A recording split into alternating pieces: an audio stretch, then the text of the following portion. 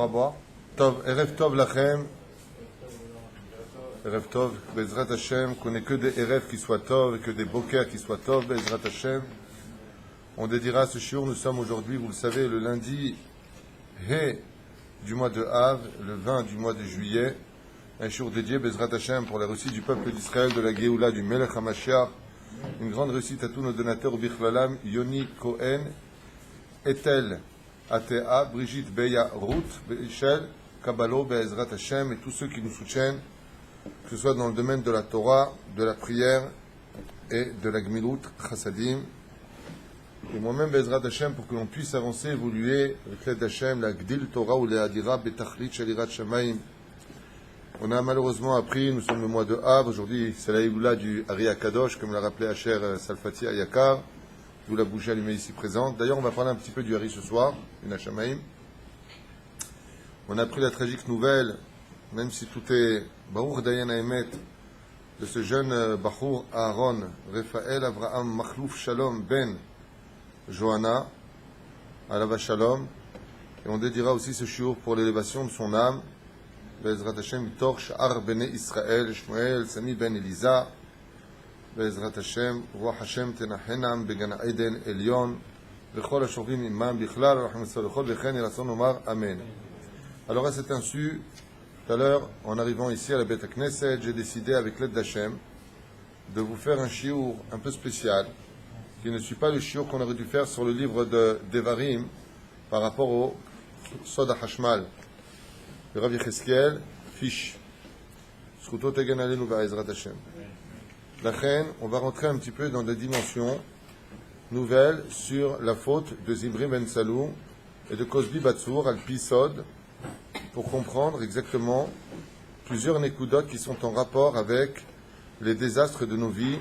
Perdre un enfant à l'âge de 14 ans, comme c'est le cas de cette famille, la famille Gez, c'est ça, hein, qui malheureusement vient de perdre un fils. On dit que c'est l'épreuve la plus difficile de toutes les épreuves de la vie d'un homme, c'est d'aller contre nature, c'est aux enfants d'enterrer les parents et pas les parents d'enterrer les enfants. Aval, vous savez que tout est pour le bien, même si c'est très très difficile à dire, et que Bezrat Hashem, il y a surtout Triyat Emitim. Nous ne sommes que des passagers sur terre qui reviendront tôt ou tard. Il faut juste Vaïdom Aaron, avoir confiance en Dieu, même si c'est insupportable. Mais le temps, vous le savez mieux que tout le monde, est le meilleur allié de l'homme. Zélo Pachout de parler de ça, je m'excuse. C'est pas évident. Quoi qu'il advienne, nous commençons sans plus tarder à expliquer un petit peu ce qui s'est passé pour expliquer que rien n'est injuste dans ce monde, que rien n'est sans rien, et que tout est une espèce de puzzle qui s'emboîte l'un dans l'autre avec le temps, qui vient en fin de compte former une image de plus en plus claire qui nous font comprendre pourquoi ce qui paraît à nos yeux si injuste n'est que justice absolue dans les cieux, par manque de connaissance de l'homme. Comme par exemple, quelle est la tribu qui a été salie par la faute de Zimri Ben Salou? La tribu de Shimon. Mais qu'est-ce qu'elle a fait, la tribu de Shimon, la pauvre être, elle, pour être salie? Elle a été entachée par la faute de Zimri Ben Salou et de Cosbi Batsour, comme on a pu le voir dans la paracha de Pinchas, qui les a embrochés, paracha de Balak, à la fin de Balak, mais c'est le début de Pinchas. Pourquoi? Pourquoi une tribu, elle est salie d'un coup comme ça? Pourquoi il y a des choses qui se passent qu'on ne comprend pas? Pourquoi ils ont gardé? La question, c'est pourquoi cette tribu est touchée. Aujourd'hui, quand on dit la tribu de Shimon, on nous dit, Zimri Ben Salou, de la tribu de Shimon. On a besoin de nous dire qu'il est de la tribu de Shimon. Dis-moi, Zimri Ben Salou, et on aurait posé la question dans les Midrashim, tiens, de qui il est la tribu? Éventuellement, après enquête. Et puis pourquoi cette fille-là de Cosbi Batsour serait-elle tombée d'Afka sur lui, Mina Shamaim? Et Dafka, elle a fauté ce jour. Pourquoi elle n'a pas eu une diarrhée avec tout le respect que je vous dois? Elle est restée dans sa tente. Je peux pas, papa, excuse-moi. Mais c'est pas une blague. Un jour, Rabbi Moshe Ederi Alava Shalom, je suis venu le voir pour lui parler longtemps. Et je lui dis, Kvod Arav, je ne vous dérange pas. Il m'a dit, si tu aurais dû me déranger, j'aurais fait en sorte que tu ne puisses pas ou venir ou moi te recevoir. Il n'y a pas de hasard. Si elle a pu ce jour-là et qu'elle était en forme ce jour-là, c'est qu'il y avait un rendez-vous qui se cache derrière nos yeux, derrière notre compréhension, qu'on va sans plus tarder maintenant développer. Alors, je ne sais pas si j'arriverai à être clair, c'est une étude profonde. J'espère qu'avec l'aide d'Hachem, ceci nous donnera un peu plus de clarté sur les plans divins Car comme j'ai l'habitude de le dire, Virotai Verabotai, le vrai problème de nos souffrances, ce n'est jamais la souffrance elle-même. Jamais. Quand tu as un médecin qui te creuse ta dent et que tu es en train d'hurler de douleur tellement t'as mal, ça t'empêche pas à la fin de lui dire merci beaucoup et de le payer et de lui dire on prend quand le prochain rendez-vous. Seulement la seule différence de ta souffrance, c'est que tu sais pourquoi tu souffres. Il te dit que tu as le nerf à l'intérieur qui est pourri, il va falloir le piquer, il va falloir faire le pansement, tu reviendras après quelques temps, tu vas schlinguer de la bouche. Tu as tout un processus et en plus tu le payes et tu es content. Mais merci beaucoup. Hein. Merci beaucoup. Et pourtant tu souffres, mais ligne droite. Non. Je sais pourquoi je souffre, donc je ne peux que remercier. Voilà, vous avez compris qu'on ne souffre dans ce monde que quand on ne comprend pas pourquoi ça nous arrive. C'est ce qu'on va voir, et Bezrat Hashem ce soir à propos de la faute de Zimri Ben Salou qui pourra se décalquer dans la vie de chacun de nous. À travers le fait de faire notre alia, puis on rencontre des épreuves, on se marie, on a un enfant, puis il part de ce monde, et puis ceux qui sont veufs, ceux qui sont divorcés, qui ne comprennent pas pourquoi tous les efforts ont été fournis et que ça aboutit à pas grand-chose. Pourquoi ? Le fameux pourquoi de l'histoire. Plus un homme vieillit, plus il ressemble à un point d'interrogation. Et quand il part de ce monde, on le pose dans un trou comme un point d'exclamation. C'est pour cela que le Aleph de la création du monde, disent les Chachamim, il est dans le trou, il est dans la tombe. Et quand une personne est morte, comme on dit en hébreu mort, Met. Le maître rejoint le Aleph. Alors il a réponse à toutes les questions. Emet. Al-Kol Davar dans les cieux, il dira Emet. Maintenant, tu auras des réponses. Sans plus tarder, on dédiera ce jour Mamash tous ensemble pour l'élévation de ce jeune sadique. Shalach le Bet Olamo, Haim Tovim ou Shalom. Amrou Besanedrin, Agmara Bezrat Hashem nous apprend le Sanedrin de Pebet. Vous avez le livre, tu as le livre là-bas. Il y a encore un livre là-bas. Chez Zimri Ben Salou ou Shaoul Ben Akenaanit. Pour comprendre l'histoire de Zimri Ben Salou de la tribu de Shimon qu'il faudra, avec Cosbi Batsour, il faut savoir d'abord, pour savoir où tu vas, d'où tu viens, qui tu étais avant. Et au sage de nous dire qu'il était la réincarnation ou Shaoul Ben Akenaanit. Et j'ai une question à vous poser. Qui est Shaoul, fils de la Kenaanite? Ok. Hein? Qu'est-ce qu'il dit? Bilam? Alors qui? C'est qui Dina? Non, mais c'est qui? Shaoul ben Akenanit, c'est Dina. Alors c'est qui? Je veux pas de commentaires, je veux un nom. C'est qui la Kenanite? C'est Dina. C'est ce que tu veux dire? Eh ben, dis-moi Dina, c'est la Kenanite. Je te dis Shaoul ben Akenanit, tu me dis Dina. Non, Shaoul, c'est le fils de la Kenanite. C'est là. Là, on va dire autre Hachou, vous allez voir pourquoi dans la suite. Le Khan Matsoum Targum Yonatan ben Uziel, comme dit Rabbi Yonatan ben Uziel, le Shaoul Zimri de Avad Avda de Canaan et Beshitim. Et comme il le dit d'abord, Rabbi Yochanan ben Uziel, que Shaoul n'est autre qu'en réalité Zimri ben Salou qui a fait la Avera. Il y en a qui disent qu'il est le Gilgoul, il y en a qui disent pas du tout. Que Shaoul, c'est Zimri ben Akenanit. En réalité, Shaoul, c'est le nom caché de Zimri ben Salou. Il y en a qui disent comme ça, il y en a qui disent comme ça. C'est le méchané. En tout cas, c'est la même âme. Ben Begilgoul, Ben Behemet, c'est la même âme. Vous allez comprendre pourquoi.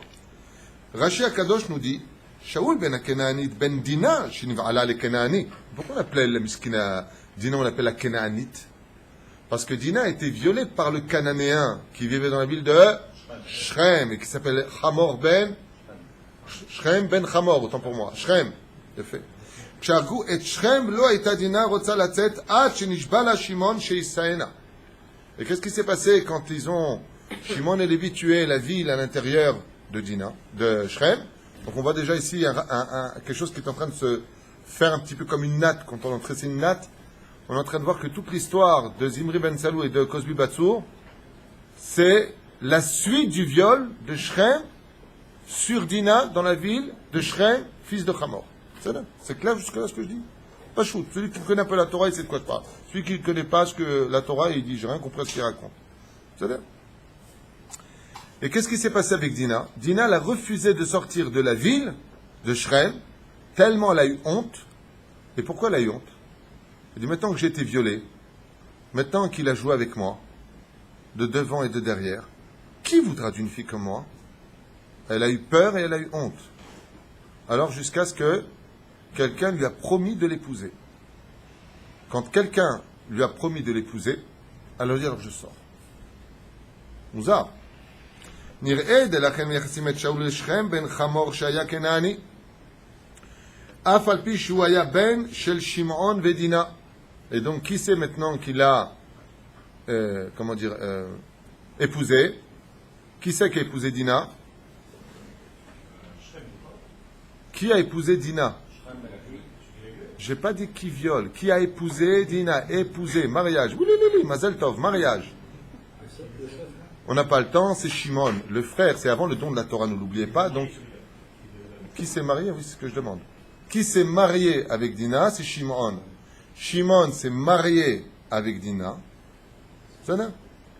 Et il l'a mis enceinte. Il y a une enfant qui est née de Shrem ben Chamor avec Dina qui s'appelle Osnat. Asenat ou Osnat, on s'en fiche. C'est le nom qui lui est donné. Maintenant, Shimon, lui, il va aller avec Dina et il va la mettre enceinte.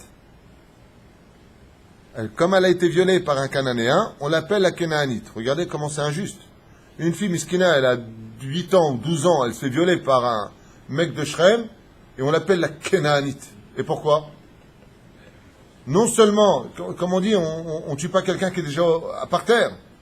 Comment se fait-il qu'on appelle la Kénaanite? Rashi nous dit pourquoi. Elle est partie voir la culture des Goïms comme les Cananéens. Elle est partie voir ce qui se passait chez les Goïms. Comment ça se passait leur culture.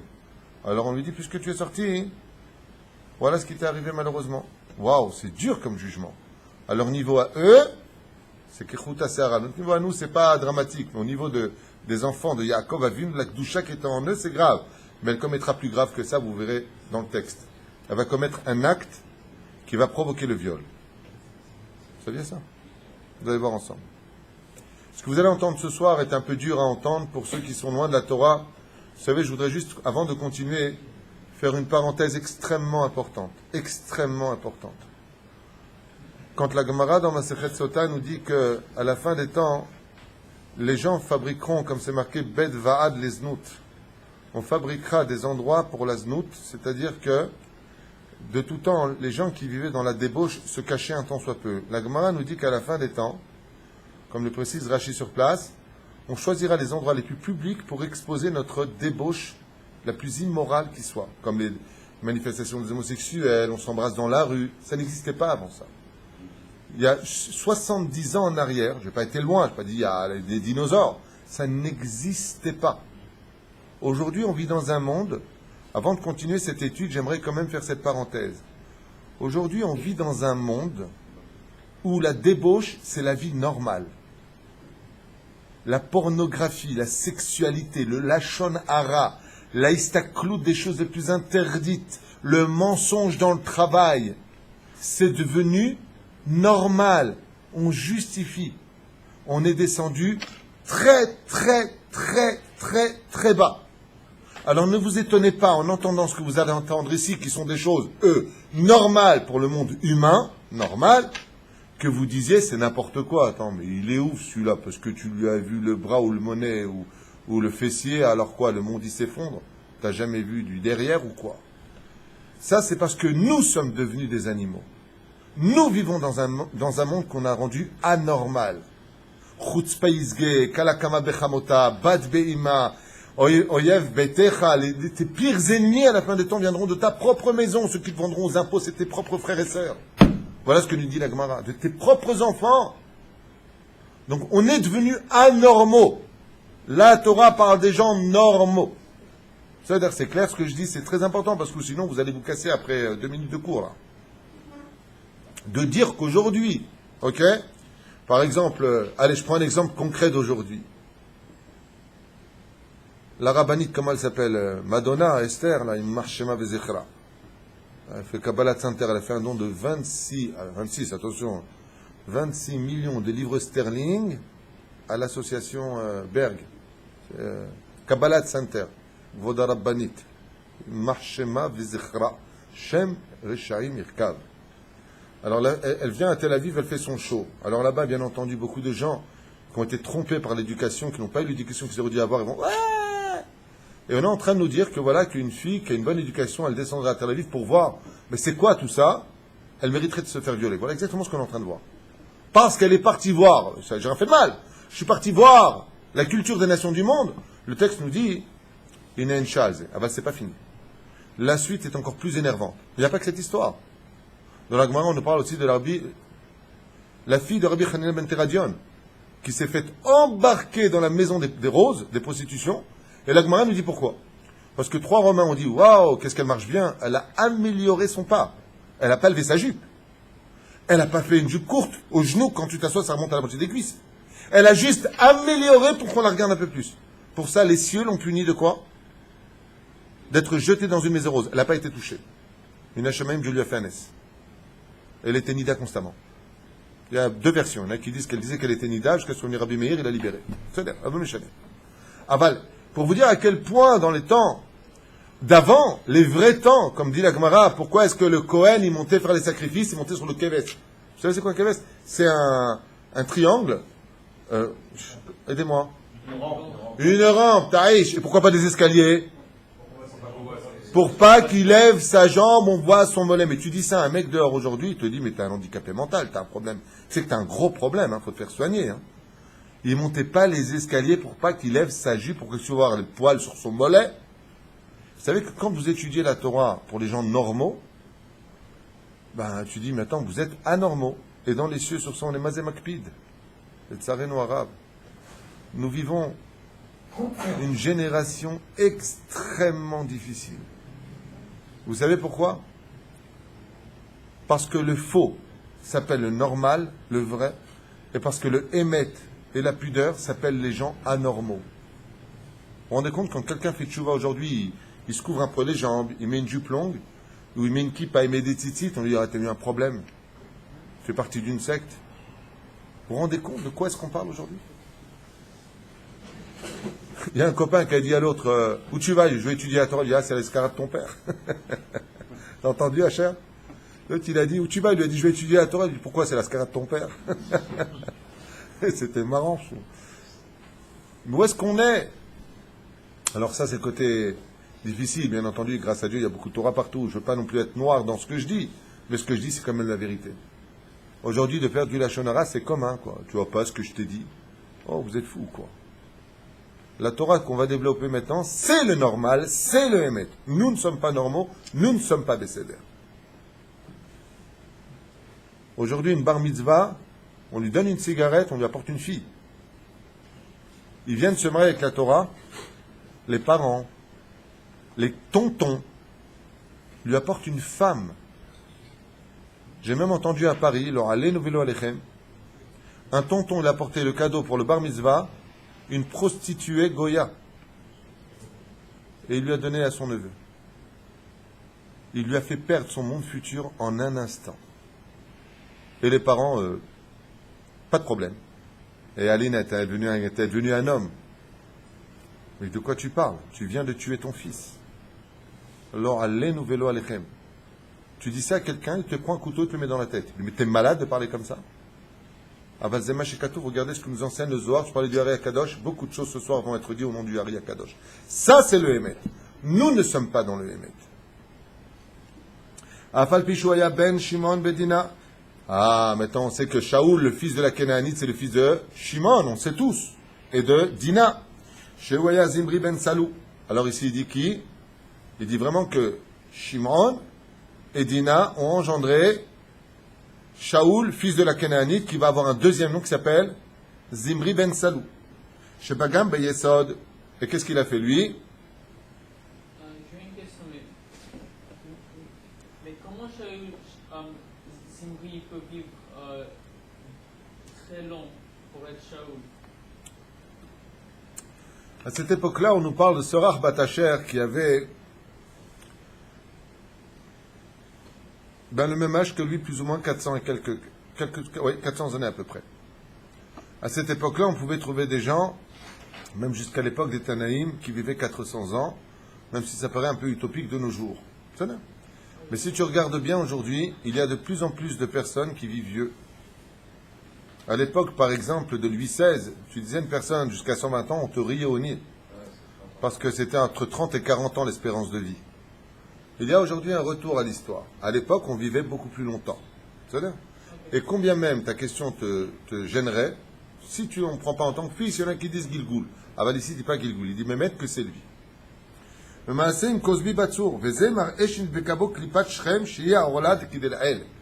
là, il y a une question qui est énorme et qui se pose. Je ne sais pas si je peux me permettre de vous parler de cela. Regardez bien ce que nous vient nous enseigner ici les Chachamim. Shimon, pardon. Nous, pas Cosby, l'autre. Zimri. Zimri ben Salou. C'est le prince de la Torah. C'est un homme qui est au summum de la chaîne spirituelle. Comment se fait-il qu'il soit quand même tombé si bas? C'est la question qui est posée ici, mais pas directement. Il faut comprendre le texte.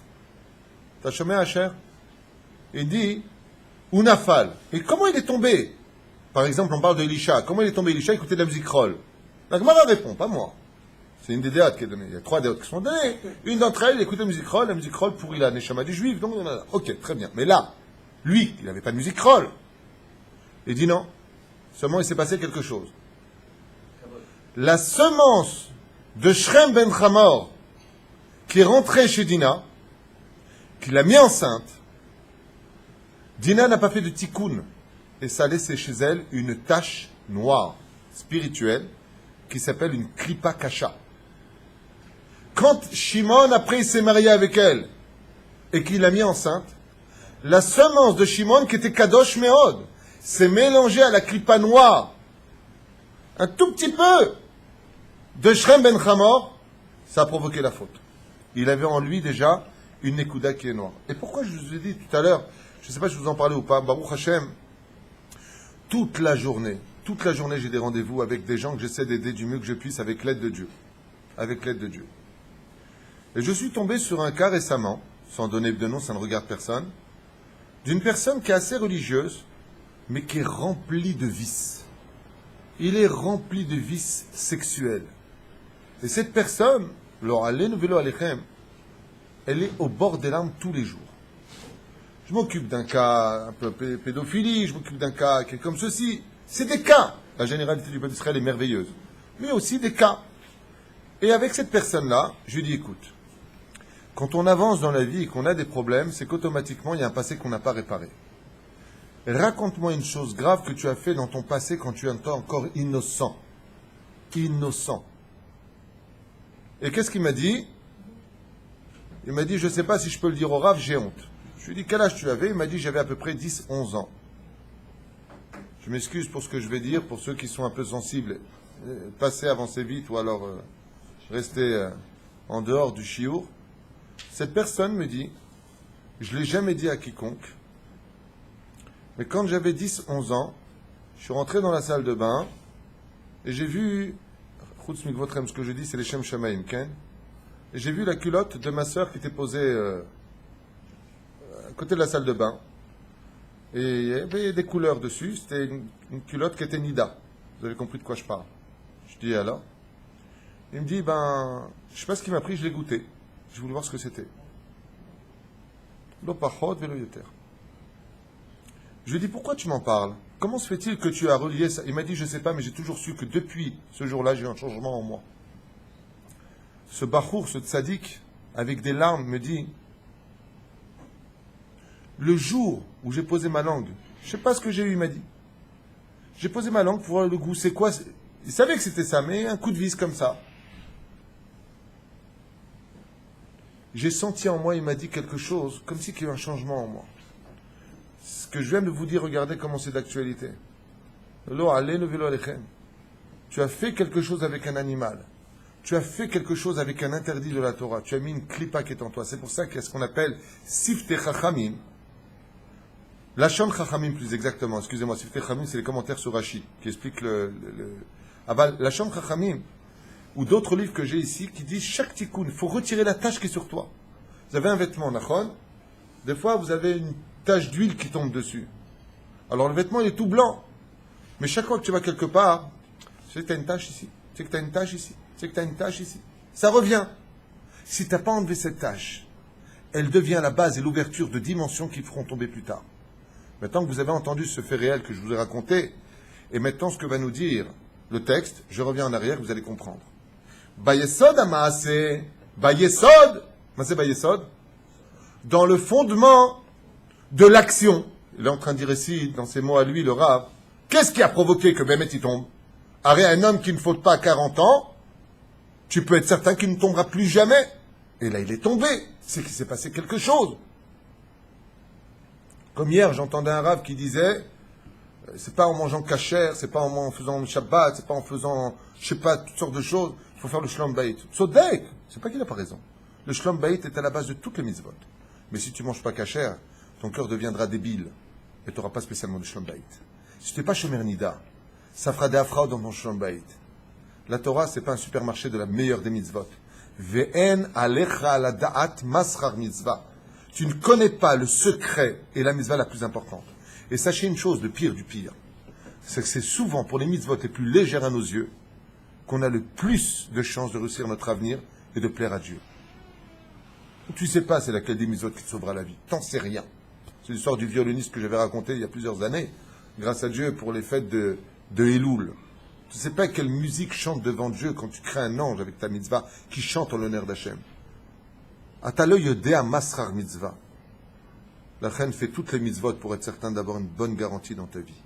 Pas que pour ça, pour plaire à Dieu, servir Dieu. Bayesod amaasim kos bibatsur zemar eshenit bekabo klipat shrem. Et comment elle s'appelle cette klipa? Elle s'appelle klipat shrem. Son nom ici, c'est au niveau visuel, si tu la vois, c'est noir, car le noir représente le côté obscur. Alors, comment elle s'appelle cette klipa? Elle s'appelle Klipat Shrem. Chez Iaorla. Et pourquoi tout cela? Qu'est-ce que c'est réellement Klipat Shrem? C'est la Orla. Car ce qui s'est passé, c'est qu'après, il a fait la Brit Mila, lui. Mais avant la Brit Mila, qu'est-ce qu'il avait? C'était pas un circoncis, c'était un incirconcis. Et il a rentré dans la Kdusha, dans la Neshama de cette pauvre juive, il a rentré sa Orla en elle. Et la Orla, c'est le Avi Avot Atouma. À quoi ça ressemble? C'est comme si tu déposais le serpent de la faute originelle, de façon spirituelle, dans les entrailles d'une femme juive.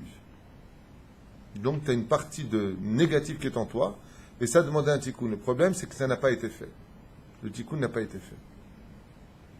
Donc ça a malheureusement créé, si tu veux, une espèce de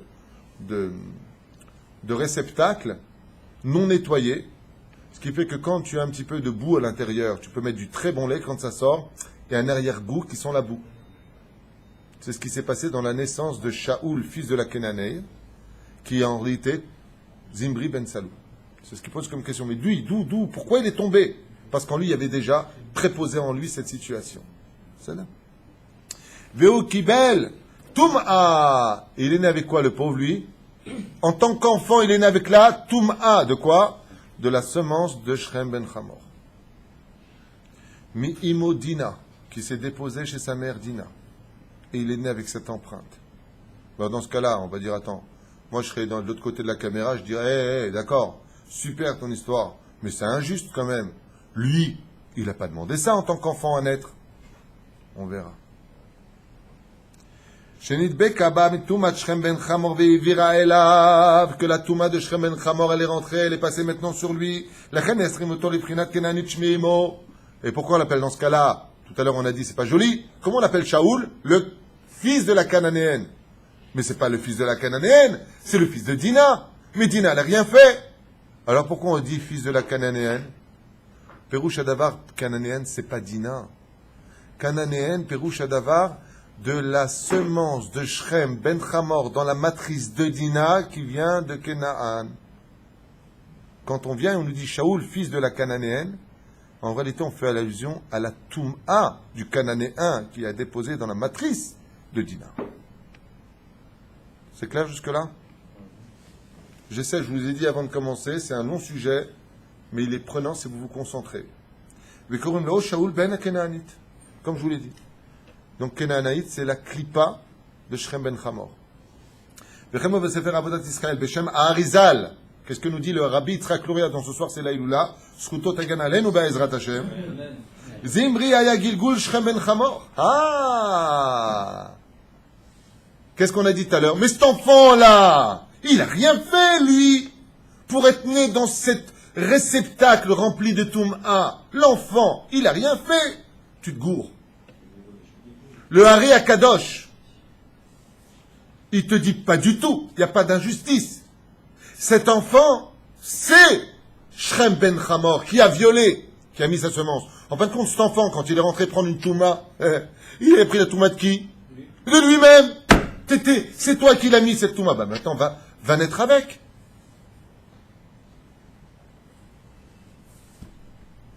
On continue. Mais Cosby, alors maintenant c'est qui Cosby? Pas le feuilleton américain avec le noir, là, Cosby, machin, je sais pas quoi, là. Hein. Cosby Show, ça s'appelait, non? Cosby! Alors c'est qui elle? C'est Dina. Et pourquoi c'est Dina? C'est pas juste. Quoi? Une fille d'Israël, parce qu'elle veut aller sortir, voir la culture des goïms, la jamais elle se fait violer, elle revient en tant que Goya, et en plus, elle refaute avec... Ça va pas, Dieu, faut te calmer là. Je veux pas me mêler, mais ça va un peu fort. C'est vrai ou faux? Bon, on avait expliqué que Dina, vous savez que c'était la réincarnation de Amtalai Bat Karnevo, qui s'était donnée à son mari, Terach, quand elle était Nida, alors qu'elle était Shomeret Mitzvot. De là, il y a une ovule qui s'est créée pendant sa Nida, c'est un cas exceptionnel, est né Avram Avinu, qui est né Tumtum. C'est un non-sujet. Maintenant, elle, Dina, Dina, c'est la réincarnation de Amtalai. Comme elle s'est donnée quand elle était interdite, donc elle est venue dans ce monde pour réparer la Nida d'avant, puisqu'elle s'est donnée dans l'ancien Gilgul en tant que Amtal Bat Karnevo, mère d'Avram Avinu. Je répète. Amtalai Bat Karnevo, c'est la mère d'Abraham. Quand elle est partie avec son mari Terach, elle était Shomeret Mitzvot, avant le don de la Torah. Okay? Et le jour où elle est partie avec lui, elle n'a pas compté les 7 jours de pureté. Elle a ovulé pendant cette soirée. Elle est tombée enceinte d'un enfant qui s'appellera le fils de la Nida, c'est Avram Avinu. C'est pour ça qu'il est né Tumtum. C'est-à-dire avec un sexe qui n'était pas visible, qui n'était pas apparent. Merci de m'aider un petit peu en français, parce que de passer de l'hébreu au français, pour moi, c'est un peu court-circuit en ce moment. Yotse Misé, sort de là. Que Akadosh Baruch Hu l'a puni Amtalai Bat Karnevo en la renvoyant sur terre. Et les lettres du mot Dina, si vous inversez, ça fait les lettres du mot Nida, pour subir la justice de Dieu, qui sont les lettres du mot Din Hashem, justice divine. Hashem, c'est Rahmanout, pour dire que la justice dans ce monde de Dieu, c'est que de la pitié. Quand Dieu fait faire justice, c'est pour qu'après tu te reposes effectivement. Ce que tu as sali, tu nettoies, tu reviens, je te fais kiffer. Zeperoucha d'abord. La reine, maintenant, on revient maintenant Dina. Dina, elle s'est aussi réincarnée. Et en qui? Cosby Batsou. Lama miskina, elle s'est fait violer, elle a eu honte, elle en a pris plein la tête, il a pris devant, derrière, en haut, en bas. La totale. Et elle revient en Gilgoul et elle est punie. Lama. En plus, en tant que Goya. Omer lanu po Ari Akadosh. On voit les divrenu de Tum'at Shrem Benina Chazra Shu Betumat Zimri ve Cosby. Et cette Tum'a des deux, en fin de compte, ce rendez-vous entre Cosby, Batsour et Zimri Ben Salou n'est autre que le rendez-vous entre, si vous l'avez bien compris, Shrem Ben Hamor qui rencontre Dina. Ils ont encore un rendez-vous, un tikkun à faire ensemble. Avalama Dina, elle est revenue. Pourquoi elle a un tikkun à faire? Est-ce qu'une jeune fille qui se serait fait violer, elle a encore un tikkun à faire? Violer, on a compris pourquoi. Tu t'es donné dans l'interdit dans le Gilgoul d'avant, tu as été prise dans l'interdit, contre ta volonté. Mida keneged nida lo batla, c'est un jeu de mots. Mais là, Makara, bon, on irait.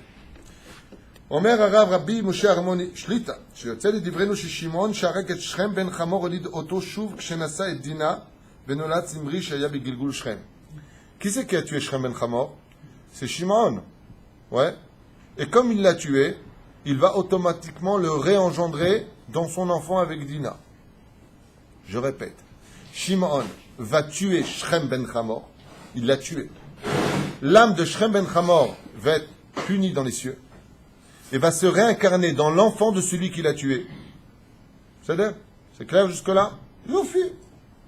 Pourquoi? Il dit Venasa dina shenola zimri shaya gilgul Shrem. Donc on serait que Shrem c'est Zimri ben Salou.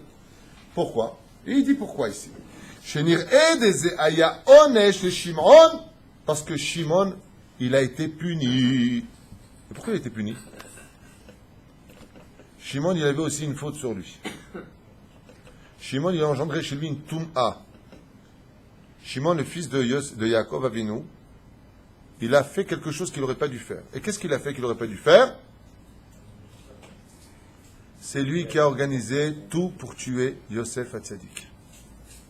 Et cette faute de tout organiser, de vouloir lâcher les chiens sur Yosef Hatzadik, j'ai vu ta main.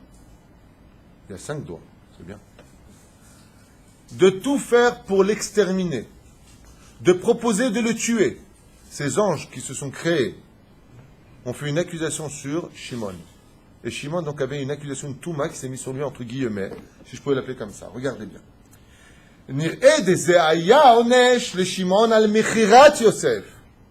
Sur la vente de Yosef, Shimon, il avait un compte à régler avec les cieux. La justice divine lui a tenu compte de la vente de Yosef. Il dit encore, heureusement, Yehuda il a voulu le vendre, toi tu as voulu le tuer sur place. Yosef, Shimon pagam et atikun sha'asa ve'arag et Shrem. Parce que Yosef Hatzadik c'était le Yesod. Et en voulant le tuer, tu as empêché son mariage. Tu as fait gamme, tu as fait un défaut dans la bride de Yosef Hatzadik qui aurait pu fauter là-bas quand il a été vendu en Égypte. Yehuda qui l'a vendu va le payer. Car de Yosef Hatzadik devaient venir 2 fils, bien avant leur date, qui s'appelaient Ephraim, Menashe et Ephraim. Donc comme toi, Yaakov, tu as repoussé le mariage, comme toi, Yehuda, tu as repoussé le mariage en vendant Yosef, c'était normal que toi, tes 2 fils y meurent. Parce qu'en réalité, tu as empêché la vie de 2 fils de Yosef de descendre. Donc, Onan et Er, les 2 fils de Yehuda, sont montés à leur place. Je répète, vous n'avez pas compris, peut-être je ne suis pas clair. C'est vrai que c'est un peu compliqué, mais pourtant c'est vachement clair. Il faut avoir juste un tout petit peu de connaissance sur le pshat de la Torah pour comprendre ce que je dis. Je répète. Je vois déjà ma femme qui me dit, ouais, répète. Ah, je répète parce que c'est compliqué. Alors, la faute de Yosef est une chose qui se réparera de génération en génération. Il y a eu 2 promoteurs de cette faute. Ça peut être promoteur parce qu'on cherche des appartements en ce moment. Il y a eu 2 investigateurs, 2 provocateurs de la faute. Il y a eu Shimon qui voulait mettre fin à la vie de Yosef Hatzadik. Et il y a eu Yehuda qui a proposé de le vendre. Yehuda va être puni. Comment il va être puni? En vendant ton frère à l'âge de 17 ans, en Égypte, au Médianim, au Ishmaélim, ce que tu veux. Tu as empêché son mariage de se concrétiser puisque Ben Shmona Esrei, la Choupa, il avait 17 ans. Tu as repoussé son mariage à beaucoup d'années plus tard. Les 2 fils qui devaient naître. Il ne faut jamais repousser un mariage. Menashe et Ephraim dans les cieux, ils ont porté plainte devant le dire, hey, en vendant notre père, on ne peut pas descendre. Il a bouché les canaux de la naissance. Donc il y a un sac d'îne qui s'est fait dans les cieux. Donc contre les 2 âmes qui ne sont pas descendues, Yehuda a dû payer les 2 âmes de ses fils qui sont remontés. Tout ça pourquoi? Parce qu'il a repoussé un mariage. Franchement. Mais les 2 fils sont fautés, ils ont fait Zera Levatala. Mais le père, lui, il n'a rien fait. Si. Le père, il méritait aussi. Pourquoi? Parce que dans la faute, il a empêché son frère d'engendrer des gosses. Quand tu fais quelque chose, tu sais, des fois, il y a des mariages qui doivent se faire. Ah non, hein, tu vas pas commencer à nous casser les pieds avec ton mariage. Hein. Tu attendras le mois d'août de l'an prochain. C'est pas le moment. Tu as demandé la question aux enfants qui doivent naître cette année s'ils sont d'accord ou pas avec tes plans à 2 francs. Voilà, je vais me faire détester avec ce cours. La tête, j'aime là. Fais un petit mariage. Écoute bien moi ce que je te dis. Fais un petit mariage. Comme il faut. Misheba, Baruch Haba, Bemisheloba, Amlaraha. Depuis quand on attend de faire les mariages parce que tonton des États-Unis va venir? C'est quoi ces embrouilles? On ne repousse jamais un mariage. Sauf pour une raison. T'es pas sûr. Mais par rapport au nombre d'invités, comment? Alors quoi? Alors ta tante, elle ne vient pas, tu peux pas attendre le mois de juillet. Bon, fais mi-juillet, je viens. C'est quoi cette débilité? Depuis quand ça existe, ça? Désolé, je pourrais pas être là à ton mariage, voilà une petite enveloppe, un grand Mazel Tov. Je serai là pour la bride si Dieu veut. C'est les gens normaux, ça. Aujourd'hui, on est dans un monde de délire. Et tu maries quand si Dieu veut? Il m'a dit, peut-être l'an prochain, parce que tu sais, à ce qui paraît, mes parents, ils veulent pas maintenant. S'il n'y a pas d'argent, aujourd'hui, il y a les enveloppes. C'est pas ce qui doit nous arrêter. T'es pas obligé de faire des feux d'artifice. Si c'est impératrice, c'est bon pour l'égoïsme, c'est pas pour nous. Le côté abracadabruk de l'argent jeté pour 4 heures. 4 heures. Oublié après dans des photos qu'on ouvrira une fois tous les 100 ans. Pourquoi faire? Mariage simple, avec beaucoup de simcha bien séparés pour les danses. Mazal tov, siman tov, et ma sheyesh zeouzé. L'otov. J'ai tort. Peut-être que je suis débile. Hein. J'ai tort? Jérémy, j'ai tort? Combien c'est ton mariage? 400 000 shekels, on m'a dit non? Ah, les bénéfices, pardon. Attends, lui, pourquoi Bémet Shimon? Pourquoi maintenant Bémet? Il a engendré Shrem. Lui, qu'est-ce qu'il a fait Shimon? Il a dit, comme ça, il y a assez Kahotenu Zona, comme ça on a violé notre sœur. Il a voulu venger l'honneur d'Israël. Pourquoi il a été puni, le pauvre? La réponse fait très mal à entendre. Et c'est la raison pour laquelle Yaakov est venu à la Shalom, s'est mis en colère. Arurapam, maudit soit votre colère. Mais pourquoi? Ils ont sauvé l'honneur d'Israël. Il dit, Nachon Meod. Mais Shrem, il n'y avait aucune raison valable de le tuer. Et pourquoi il n'y avait aucune raison valable de le tuer? Il a violé, tue-le. Ma pitom. Pourquoi tu le tues pas? Il marche, donne-lui une gifle. Regardez la suite. Vis-à-vis de Shrem, ce qu'il aurait dû faire, c'est un bet mishpat. Tu l'as violé, et dans la Torah, quand tu violes, tu dois payer une somme d'argent. Bon, le Midrash va nous dire, oui, mais ils avaient l'intention de les tuer après le 3e jour de la Brit Mila. Je ne parle pas de ça. Vis-à-vis des cieux, Shrem ben Hamor, ses intentions étaient valables. Qu'est-ce qu'il a dit? Je l'ai violé, je me convertis au judaïsme et je l'épouse. Je demande pardon. Quand il a demandé pardon, les habitants de Shrem, ils ont comploté contre eux en disant, on attend la Brit Mila pour les tuer. Et regardez ce que nous disent les sages.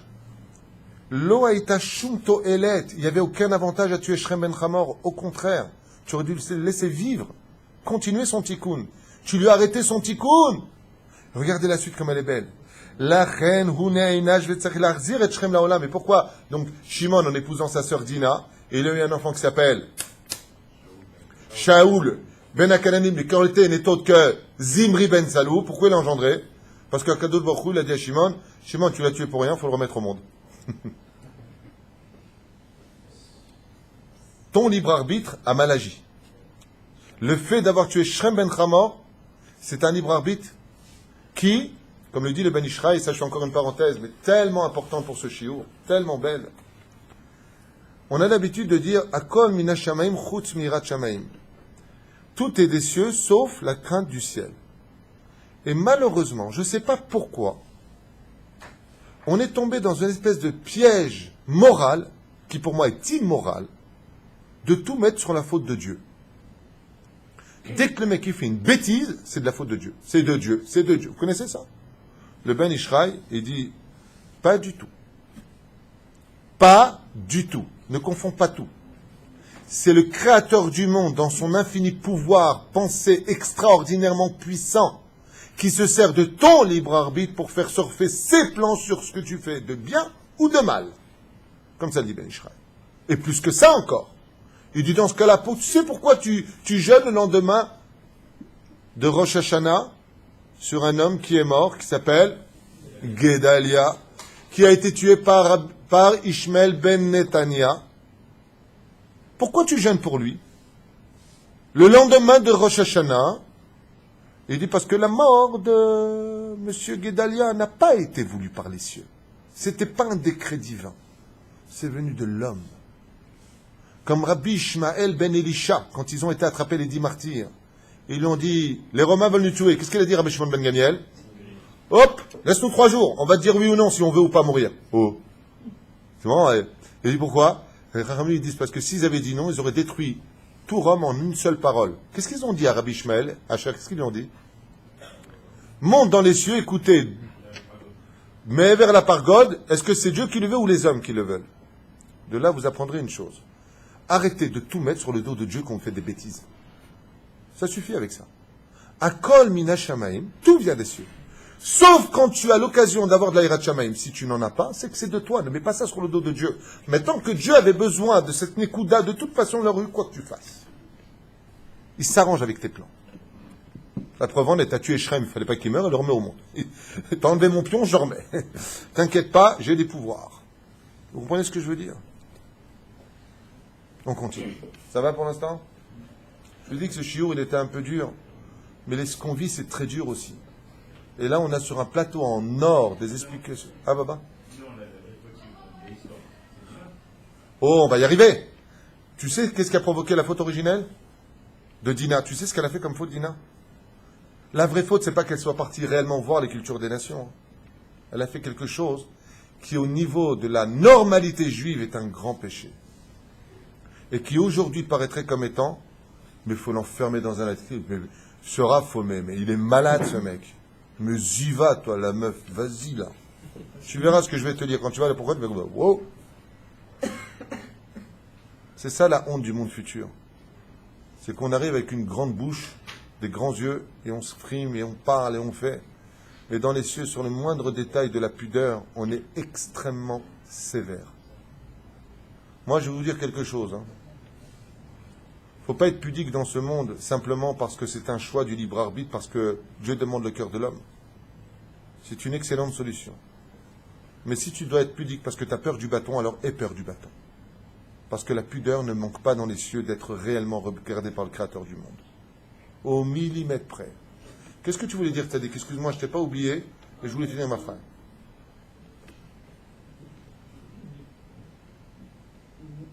Mais c'est pas le faute de Shimon, parce qu'il est frère, parce qu'il a cru que Yosef c'était une.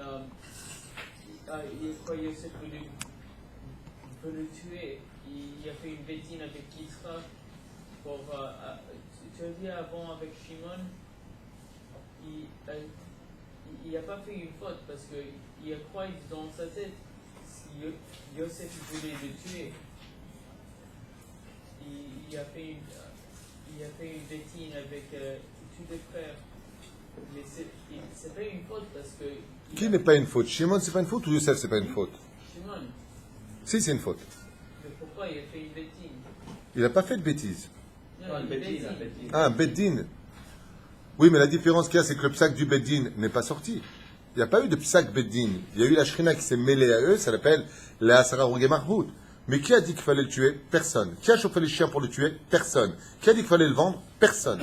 Maintenant que Dieu ait accepté leur plan, c'est une autre question, un autre domaine qu'on a déjà développé dans d'autres cours. C'est comme si on va au palais de justice, mais avant que ne sorte la décision, ouais, le mec il va agir. Imagine une personne est accusée, on l'amène maintenant devant un tribunal, on est en train de réfléchir sur la question, et le mec qui vient dit ouais c'est bon, on va le tuer. On t'a pas demandé de le faire. C'est ça. L'idée de le jeter dans le puits, c'est encore Shimon.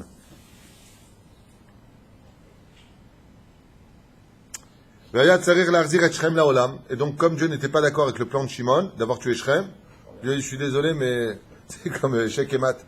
Il a dit, mon pion là, t'es gentil, hein, tu me l'as enlevé? Non, je suis pas d'accord, je le remets. Donc, il l'a remis. Bedin alors Ratzala tzet mi bet Shrem venensha, Shaolida et Shrem, et elle maintenant elle a été punie. Pourquoi? Parce qu'elle a mis au monde, Shaolida et Shrem, elle a mis au monde, Shrem, Perouchadavar, elle lui a mis un enfant au monde. Et c'est débile ce qu'on vient de dire. Elle est punie parce qu'elle a mis au monde. Mais pourquoi elle a mis au monde? Parce qu'elle a été violée. Il me prend pour un bœuf le mec ou quoi là? Qu'est-ce qu'il dit ici? Ça va pas, non? Ah, tu te fais violer, t'es enceinte, alors là tu vas être puni 2 fois. Parce que t'as été violée, parce que t'es enceinte. Oh, pourquoi elle a été violée? Parce qu'elle est partie voir les cultures du monde. Am levada dishkon ubakoum lo itrashav. Petit 1. Pourquoi elle est tombée enceinte? Elle a fait autre chose. Qu'est-ce qu'elle a fait? On va voir. Shuv le Shrem, Shuv Zimri, Vechel Midrash Omer, Vayar ota Shrem ben Chamor. Qu'est-ce qu'il y a marqué là-bas? Quand Shrem a vu Dina, il y a marqué Vayar, et il l'a regardé. Dina était extrêmement belle. Cette fille qui est belle, elle va marcher dans un sac pomme de terre ou quoi? Elle est belle, Azma, elle est belle. Elle est belle, maintenant, c'est Rabbi Shmuel bar Nachman Amar. Et voilà ce qui s'est passé. Encore une fois, ceux qui ne sont pas adeptes à ce genre de chiour, changez de chaîne parce que ce n'est pas un chiour qui remonte le moral, c'est un chiour qui dit oh là là, c'est trop dur. Je m'en fiche de ce que vous pensez. Moi, j'ai mon livre, il est là. C'est de la Torah Netto, c'est le Hari, c'est la Gemara. Là, c'est qui parle? Rabbi Shmuel bar Nachman. Donc, celui qui n'est pas content avec Rabbi Shmuel bar Nachman passe à un autre cours qui va dans le sens du poil. Moi, ici, je lis de la Torah Netto en vous l'expliquant avec l'aide d'Hachem, les Shem Shamaim, même si je suis très loin d'être quelqu'un de bien et de parfait. Je dois beaucoup m'argent. En lisant ça, je le lis pour moi à voix haute. Ken, ne croyez pas que je suis mieux que vous. Pas du tout. Qu'est-ce qu'il dit? Il dit qu'elle a commis quelque chose de très grave. Et qu'est-ce qu'elle a commis? Vaillard, il l'a vu. Qu'est-ce qu'elle a fait Dina en sortant? Elle a vu comment les goyotes, elles sortaient. Et comment sortaient les goyotes? Elles sortaient avec des bretelles, comme ça, vous savez, les bras nus. Qu'est-ce qu'elle a fait, elle? Elle a relevé sa manche et elle a ramené en arrière. Je vous lis Rabbi Nachman, qu'est-ce qu'il dit? Amar Rabbi Shmuel ben Nachman, Amar Gila Baderoa. Elle a montré son bras. Imagine, en 2015, tu fais un cours comme ça. Bon, les goïms, n'écoutez même pas ce cours, vous, ça ne vous concerne même pas du tout. Vraiment, moi, je suis bon pour l'hôpital psychiatrique, là, pour ce cours. Je parle aux juifs. Hein. Je répète. Asher, pourquoi elle est tombée enceinte? Parce qu'elle a fait une très, très grave faute. La Gemara a besoin de nous dire au nom de Rabbi Shmuel ben Nachmani, ils ont cherché, mais c'est quoi sa faute? Elle a montré son bras.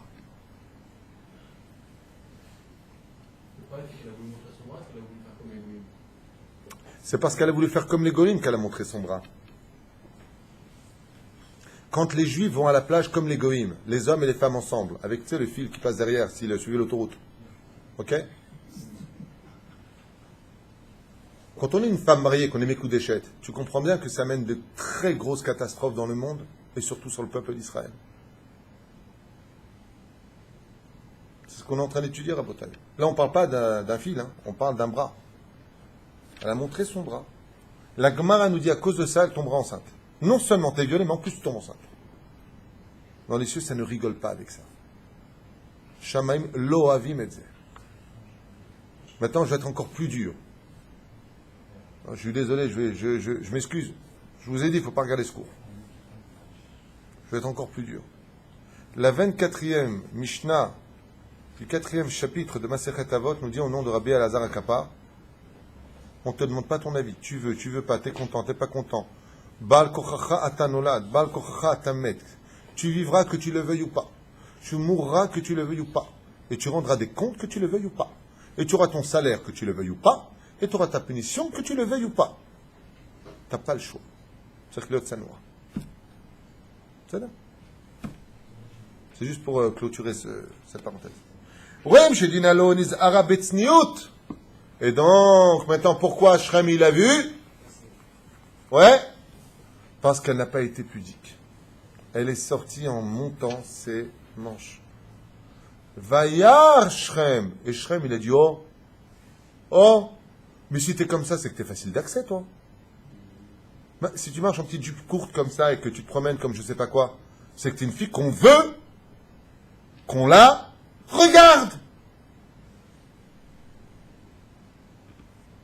C'est comme une fille, elle est en train de bronzer sur le ventre. Il y a un mec qui la regarde. Qu'est-ce que tu regardes, toi? Bah, ce que t'es venu faire. Raya, la Torah nous dit pourquoi il a vu Shrem? Parce qu'elle l'a fait pour être vue. Et comme elle l'a fait pour être vue, Akadosh Baruch Hu lui dit, là où tu veux aller, je t'emmène. Voilà ce que ça donne, ce que tu veux. Abotai, encore une fois, c'est pas ma Torah, c'est pas moi qui l'ai écrit. Ce qui a marqué ici, c'est livré le Kim Chaim. Si ça vous dérange, ça me dérange autant. Mais si ça nous dérange, c'est que c'est émet. Et si c'est émet et que ça nous dérange, c'est qu'on va s'améliorer. Midrash. C'est pas simplement sorti comme ça, c'est vraiment le parler. Il dit comme quoi que la femme, quand elle parle trop avec les uns, nanana, je ne vais pas dire le mot parce que Zaina, vous savez très bien. Amrou le imken lea imenu zona ita. Elle est partie devant les hommes. Alors la Gemara, elle pose la question, elle dit, vous avez compris ce que ça veut dire? Qu'est-ce qu'elle a fait, Dina? Vous êtes avec moi? Elle est sortie vers les hommes de Shrem.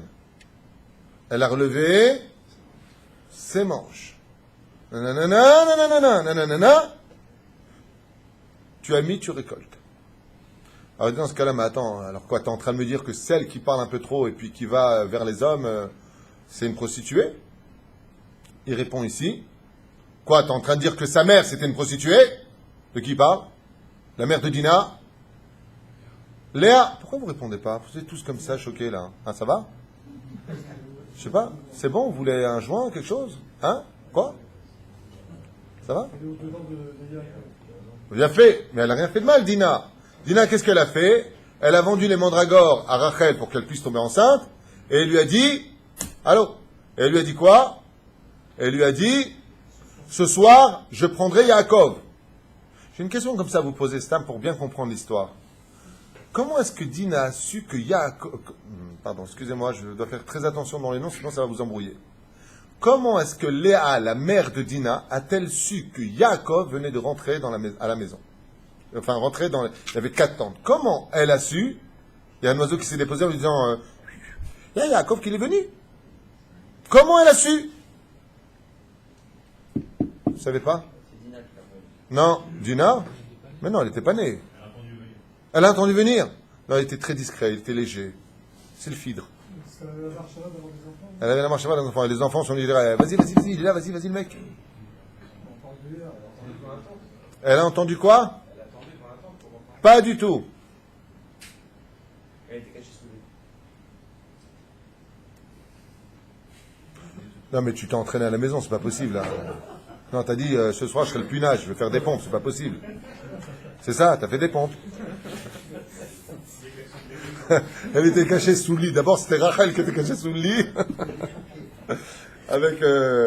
ils sont trop bons ce soir, Yatikojik. Bon. Ouais, non, juste un instant, attendez. Rien du tout, t'es à côté. De qui est-ce qu'on parle depuis tout à l'heure? De Shrem ben Hamor et de Dina. On est bien d'accord? Donc, tout est relié l'un dans l'autre. Donc, comment elle a su que Yaakov venait de rentrer? Oh, Mazel Tov! L'entrée pour entrer dans le camp de Yaakov, les ânes étaient tous à l'entrée. Et Yaakov a vu, quand il passait, il vérifiait toujours que les animaux ils aient de quoi manger. Et quand les animaux, les ânes, Yaakov il venait, comme Yaakov, qui est marqué Yaakov c'est un tzaddik qui vérifiait toujours que les animaux ils mangent avant que lui il aille manger. C'est la Torah qui le demande. Pour boire, les hommes avant, les animaux après. Pour manger, d'abord, livhem techa ve'achalta ve'savata. Quand elle a entendu les chamorim, le chamor de Yaakov, quand elle a entendu le chamor, Shrem ben chamor, Brer, elle a compris que Yaakov venait d'arriver et elle est sortie.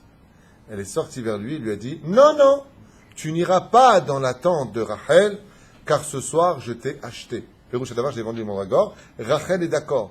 Yaakov, comment il savait sur quelle tente aller? Il voyait le nuage de la Shrina, si elle était sur la tente, l'un et l'autre. Quand il a vu, qu'est-ce qu'elle a fait maintenant, Léa? Elle est sortie vers lui et lui a dit Ki alayla tishka vimi. C'est ce qu'elle pose la Gemara. Elle dit comme ça, on parle à un homme. Ce soir, tu viens dormir chez moi. Tishka vimi, tu viens me faire un enfant. Alors c'est ce qu'elle maintenant. Vous avez compris ça. Je reviens en arrière. Je suis obligé de vous expliquer chaque point de la Gemara. Amroule imken Léa imenu zonaïta. Pourquoi zonaïta? Parce qu'elle est sortie comment? Elle n'est pas sortie comme une occidentale. Elle est sortie comme une Tunisienne, pleine de paillettes, le rouge, le machin, la totale. Une Betty Boop. C'est comme ça qu'on sort. Fille d'Israël, tu viens dans le camp, comme ça, tu sors. Donc il dit, si tu viens me dire pour Dina qu'elle est sortie comme ça, alors quoi, t'es en train de dire que sa mère aussi, c'est pareil? T'es bien la fille de ta mère. Ouais? Qu'est-ce que ça veut dire? Regarde ce qu'il dit la Gemara. Amar lahem, va tête c'est Léa likrato. Léa est sortie vers Yaakov, alors que c'est toujours à l'homme de venir vers la femme. Et là, c'est Dina qui a pris les devants. Dina, Léa, vous avez raison de me reprendre. C'est Léa. Oui, mais attendez, mettez-vous un peu de l'autre côté ici, avec le livre que j'ai, ce que j'ai dans la tête qui passe, les livres qui s'ouvrent. Parce que moi, je suis en train de lire ici un verset, mais pour que vous le compreniez, je suis obligé de revenir dans ma tête sur les commentaires les plus précis pour comprendre ce que veut dire ici la Gemara qui est rapportée. Donc, pitché. Pour des hommes qu'on ne connaît pas et son mari. Elle dit à son mari de venir. Mais ça s'est passé en public. Elle est sortie l'ikrato. C'est ce qui dérange. Il y a Zilpa, il y a Bilha, il y a les serviteurs, il y avait 3000 hommes, 3000 femmes. Depuis quand une femme, elle sort comme ça? En plus, pour bien faire comprendre que ce soir, t'as de beaux yeux, tu sais. C'est pas le chemin de la Torah. Donc c'est ce qu'il dit ici. Vechen, tu veux dire que Dina, Léa, elle serait sortie comme une prostituée? Parce que c'est pas le chemin de la Torah? Qu'est-ce qu'il y a encore? Qu'est-ce qu'il y a? Non, il est étonné de voir comment les imamotes peuvent Ah, vous posez la question, comment se fait-il que Léa elle a fait ça? Oh, mais la réponse est très simple. Revenez dans le cours qu'on a fait d'avant. Léa, c'est la réincarnation de qui? C'est l'âme de qui? Elle est alité, des citra des gdusha. Elle a la chutzpah en elle, Léa. D'accord? Ça, c'est un sujet qu'on avait vu ensemble. Pas revenir dessus. La première femme d'Adam Arishon qui était elle, alité, on a déjà expliqué ça. Léa devait être la femme de Esav. Et ça, c'est le Satan. Vous vous rappelez de ce cours? Donc Léa, elle en elle a déjà ça en elle. Maintenant, oui, mais justement, elle va avoir un salaire pour ça. Non, alors justement, si je peux me permettre, tu sais, je vais te raconter un truc que tu sais déjà. Resh Lakish, c'était le roi des brigands. Quand il a fait tchouva avec Rabbi Yochanan, c'est devenu un homme extrêmement pieux et savant en Torah. Le jour où s'est fait attraper Rabbi Yochanan, qui l'a défendu? Resh Lakish, qui a utilisé son savoir du combat pour le prendre. De là, les Chachamim, ils lui disent, c'est ce qu'il lui avait dit Rabbi Yochanan, Korecha Batorah. Quand tu as de la force pour faire le mal, garde-la cette force, mets-la juste au service du bien. Ainsi donc était Léa. Elle vient d'une force extrêmement négative. Et elle a mis cette force-là au service de la Torah. De là est né Issachar cette nuit-là, le plus pieux des 12 tribus. Elle est sortie des Shem Shamaim. Et la asot la Shem efiru Toratecha. Il y a des moments dans ce monde où il faut s'appeler Dvorah. Depuis quand une femme elle prend les devants sur un cheval pour aller se battre, alors que son mari la pilote? Il tremblait. Il y a des moments où Bemakom Shen Ish Tishtadel Yot Ish. Léa, ici, elle a compris une chose. Les choses se passent trop doucement pour les 12 tribus. Allez, on va commencer à faire avancer les choses. Aval, elle va faire les choses de façon à ce qu'on pose des questions. C'est là. Yatsad Mekouchetet. Et qu'est-ce qu'on lui reproche maintenant? Pourquoi on dit ça vis-à-vis d'elle? Comment elle est sortie vers Yaakov? Elle est sortie Mekouchetet, mais pas n'importe comment. Elle est sortie avec plein de bijoux sur elle, mais comme sortent les prostituées. Vous savez pourquoi? Vous savez pourquoi? Parce qu'elle voulait vite apporter la tribu de la Torah. Elle a violé un petit peu les lois de la Torah pour faire vite naître la Torah. Regardez ce que nous dit le texte. Yatzat mekushetet kezona. Elle n'est pas sortie pudique. Léa. Elle est sortie mécouchetée devant tout le monde, habillée, pourquoi? Pour inciter Yaakov, pour exciter chez Yaakov un peu son Yetzerara, parce que pour Yaakov, comme pour Rabbi Nachman de Breslev, il écrit dans son Chaim Moharan, la mitzvah d'aller avec ses épouses, et pourtant je peux vous dire qu'il n'avait pas des gravats, il avait les plus belles femmes du monde. À leur niveau, à eux, à Yaakov et nous, d'aller avec sa femme, c'est la mitzvah des 613 mitzvot la plus difficile de toutes. C'est la mitzvah la plus dure. Qu'est-ce qu'elle a fait, elle? Elle, c'est la connaissance du Etz Hadaat, Léa. Elle a dit, je sais comment faire. Je vais provoquer chez toi l'envie du côté animal. Elle est sortie au maximum, et Yaakov est parti vers elle. Et comme son action était cool à l'Eshem Shamaim, elle va engendrer le 5e fils d'Israël, Issachar, le plus pieux de toutes les tribus d'Israël. Voilà. Donc, on a répondu maintenant à la question, quand on parle de Léa, de Dina, sa fille, on dit alors quoi? Alors sa mère c'était pareil? Ama se avot siman abanim, ma se imaot siman abanot. C'est ça, c'est Pérouche là. V'lifrecha vatetze Dina bat Léa. Et maintenant, comment elle s'appelle Dina? Tout le monde sait que Dina c'est la fille de Léa. Alors pourquoi tu dis, il n'y a pas une fois Dina bat sans Léa?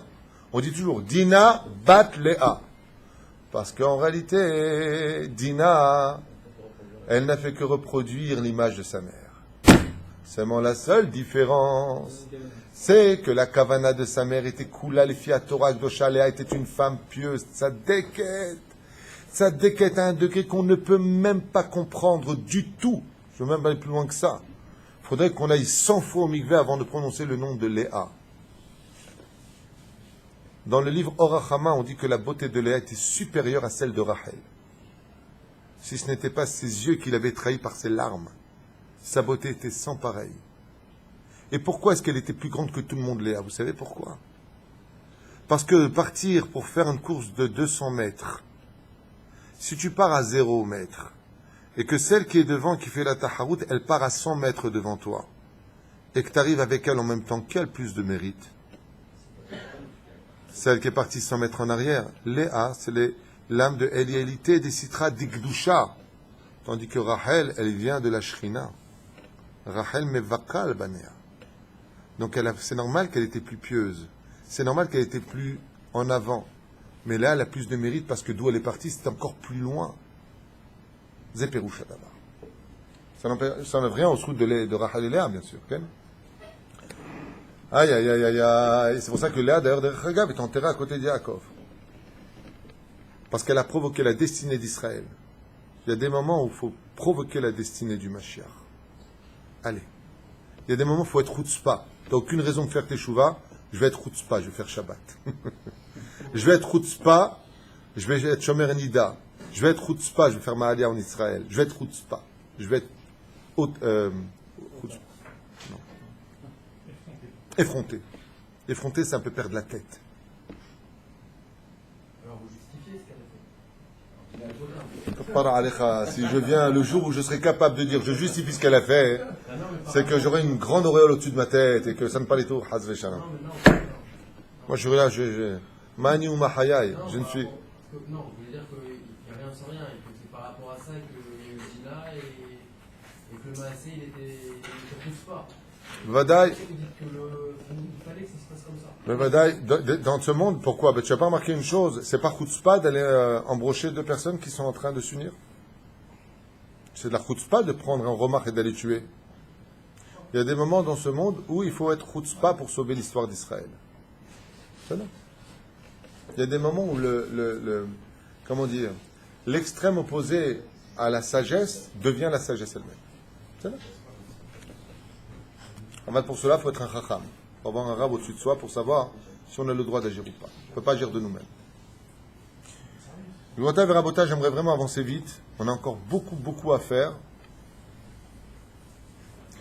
Le Rama de Pano nous dit ici, dans le Gilgulé Neshamot, Hot Dalet. Il donne les références. Chez Dina, it Galgala Bechamoro Shel Rabbi Yossi Demin Yukrat. Et Dina n'aura pas fini simplement son Gilgul. Elle se réincarnera aussi dans un Chamor, dans un animal. Et qui était ce Chamor? C'était tout simplement le Chamor de Rabbi Yossi Demin Yukrat. C'était son nom. Shayan Izahar Meod Benene Ben Adam Mehavero. Et lui, il avait une particularité, il faisait très attention entre la relation entre un homme et un autre homme, les relations du travail, les relations de la vie. Pourquoi? La kahat kloum mishalacher. Il ne prenait rien des autres, cet homme-là.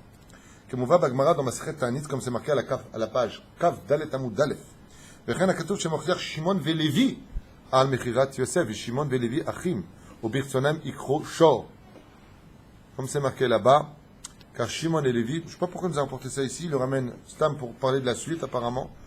Mais il rapporte après, Shimon et Lévi, quand on a vu que Yaakov Avinu, à propos de Shimon et Lévi, qu'est-ce qu'il leur a dit? Yaakov, quand on a vu dans la paracha de Vayechi, la 12e, dernière paracha du livre de Bereshit, qu'est-ce qu'il leur dit? Shimon et Lévi, Achim, vous êtes frères. Au Birtsonem Ikro Shor, Perusha Davar, en vous-même. Ouais, vous avez été comme un shor. Et qu'est-ce qu'il leur dit à la fin? Arurapam ki az. Maudit est votre colère, car elle est forte. C'est quoi les sofitivot de Arur? Donc, sofitivot, c'est les dernières lettres. Hein? Arur, resh. Apam, mem. Ki, yud. Az, zain. Sofitivot, zimri. Pourquoi Yaakov maudit leur action? Pas eux, chas v'shalom. Il leur dit parce que vous êtes partis arranger un problème, vous avez fait naître un problème qui va tuer 24 000 hommes encore dans l'histoire d'Israël, plus le Chilul Hashem, plus. C'est pas ce qu'ils ont fait à Shrem qu'a vu Yaakov. Yaakov, il avait le roi HaKodesh, pas comme nous qui avons le roi HaKotej. Yaakov, il a vu la suite et il leur a dit en Sofitivot, regardez ce que vous avez engendré, sauf à la fin de l'histoire. L'histoire d'un désastre de Cosby Batsour. De la même manière qu'ils ont tué 24 000 soldats. Bédiouk. Il y a pas 24 000 Chinois. Pardon?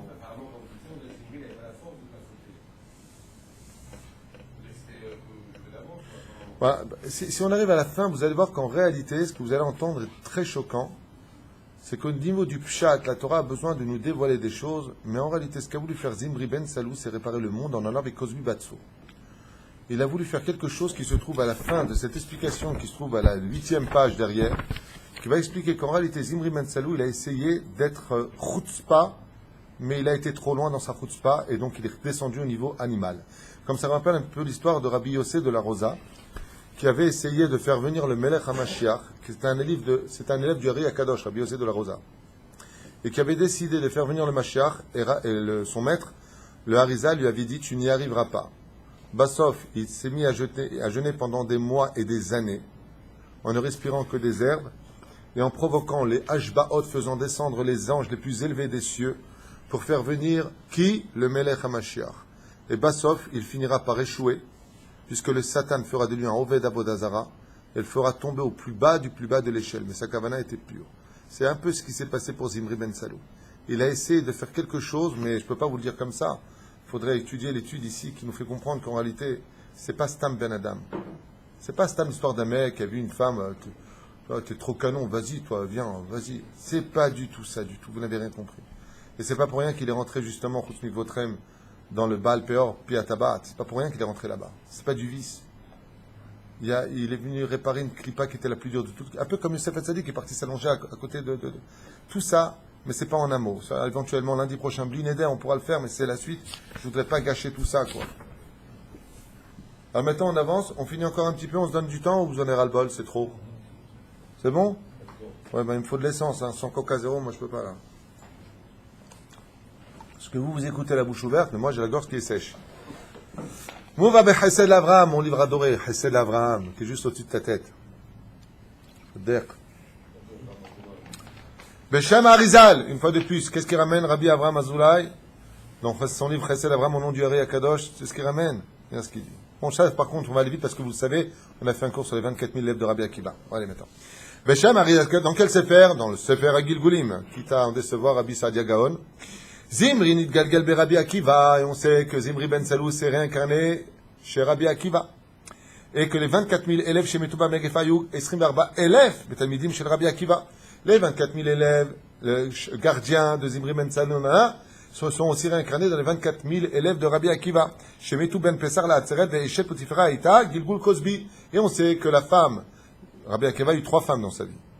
Il a eu une première femme, dont le nom ne nous est pas donné. Il a une deuxième femme qui est Rachel, et il a une troisième femme qui est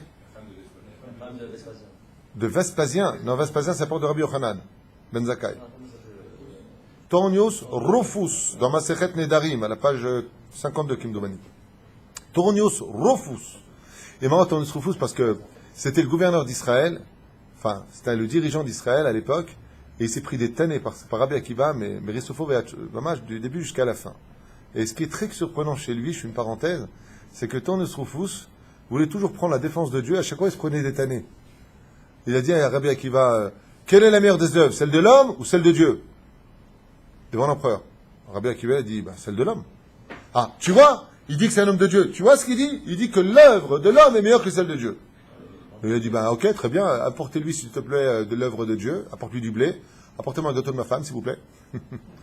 Ouais, mange l'œuvre de Dieu et laisse-moi manger l'œuvre de ma femme. L'homme complète l'œuvre de Dieu. Nous sommes associés dans la création du monde. 3 personnes pour faire un enfant, Dieu, papa, maman. Il faut exactement la même chose. Quand une femme fait un gâteau, elle complète la Brit Mila du monde. Quand Dieu te donne un enfant, il faut compléter l'œuvre de Dieu. Dieu t'offre ce srout de pouvoir compléter son œuvre. Et pourquoi? Pour te donner tout le mérite. Car tout celui qui finit une mitzvah prend toute la mitzvah. Hazak ou Baruch. La reine Cosbi Atzma, comment elle s'appelait? Rufina. Rufina, c'est une grande tzadéket. C'était la femme de Tournius Rufus. Et qu'est-ce qu'elle a fait, elle? Elle qui avait Bli'aïnara, un corps, que tu la vois, tu sais plus où tu es, tu sais même plus à part où passer, tellement tu deviens fou. Rufina avait une beauté, et ça, je nous dis qu'aucun homme ne pouvait lui résister. Et elle s'en vantait. Elle a dit, mais qu'est-ce que tu as avec Tournius Rufus? Qu'est-ce que tu as, mon mari adoré? Qui c'est qui t'embête? Si c'est une femme, peut-être. Si c'est un homme, c'est Batouar. Elle lui a dit, c'est le chef des Juifs, un fameux Akiba. Qu'est-ce qu'elle a fait? Elle a dit, alors, celui-là, tu veux que je te le sorte comment? Avec des froufrous sur les cheveux? Tu veux que j'emmène au Brésil au carnaval de Rio? Tu veux que j'en fasse quoi? Elle lui dit simplement, si tu peux le faire sortir en laisse tout nu, devant tout le monde, automatiquement il reprendrait son monde futur, tout le monde le délaisserait, et on pourra enfin mettre un terme à l'histoire du peuple juif. Elle lui a dit, alors là mon pote, alaï, qu'est-ce qu'elle a fait elle?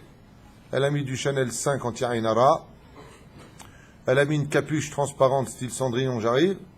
Elle s'est fait les pieds, les mains, un truc de ouf, et elle est partie devant Rabbi Akiva. Et Rabbi Akiva était veuf, il venait de perdre Rachel. Et qu'est-ce qu'elle a fait? Elle a ouvert la porte et elle s'est dénudée devant Rabbi Akiva qui a levé les yeux et qui a éclaté de... Non. Il a été triste, après il a pleuré, il a craché par terre et il s'est mis à rire et à rire. Quand elle a vu ça, elle a dit, oh du mot, tu m'as pris pour un clown ou quoi? Non mais t'as vu les deux vieux du Mopetcho ou quoi? Tu vois une bombe atomique, que normalement tu devrais être déjà en train de hurler comme un fou. Ma vie, mon amour, tu étais où toute cette année? Tu me regardes et tu craches par terre et lui a dit, je ne commencerai que le jour où tu m'expliqueras pourquoi tu as fait ça. Et il lui a dit, Rabbi Akiva, il lui a dit, je suis triste, parce que toute cette beauté finira dans la bouche des vers. Et pourquoi tu as craché? Il lui a dit, j'ai craché parce qu'avant, dans le Gilgoul d'avant, ça t'a pas suffi, Kosbi Batsour, de m'avoir fait tomber, moi, Zibri Ben Salou, a dit Rabbi Akiva, pour qu'on ait eu Guéinam payer la faute qu'on a fait. Et maintenant, tu viens recommencer. Alors pourquoi tu rigoles? Il lui a dit ça, tu vas le savoir dans quelques mois. Effectivement, elle s'est convertie au judaïsme, est devenue pieuse et a épousé Rabbi Akiva. Ça, c'est l'histoire. Normalement, s'il y avait des femmes, elles auraient fait oh là là, psh. Vous avez fait psh. Hein? Ouais, je sais que vous connaissez l'histoire, on l'a déjà raconté. Alors regardez maintenant que vous connaissez l'histoire.